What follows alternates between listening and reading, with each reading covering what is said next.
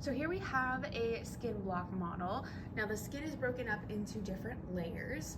From here to here is the epidermis. From here down is the dermis. And then this deeper layer where we start to see adipose tissue, that is the hypodermis. Now the epidermis is broken further into strata, so more layering. This dark blue layer here is the stratum basale. The next layer up, this purple layer, is the stratum spinosum. This layer here is stratum granulosum.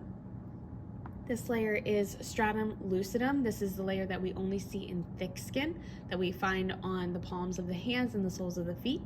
And then these three layers here are a part of the last layer, which is stratum corneum.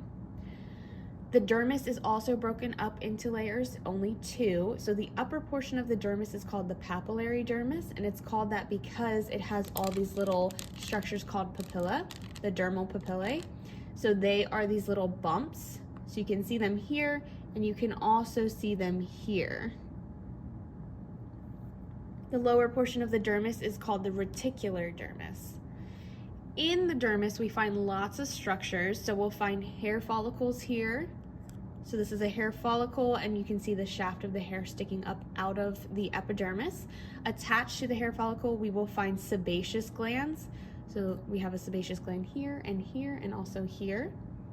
We will also find a little muscle attached to the hair follicle called the erector pili muscle. So this is what will cause goosebumps. There are also sweat glands in the skin. So we have two kinds, eccrine and apocrine. So the white ones here are eccrine, and this big green one is apocrine. We also find lots of sensory receptors in the skin. So starting with the one that we find in the epidermis, this is the Merkel cells. And then we find little sensory receptors in the dermal papillae. Those are Meissner. Deep in the skin, we'll find Pacinian. Those are these green ones here.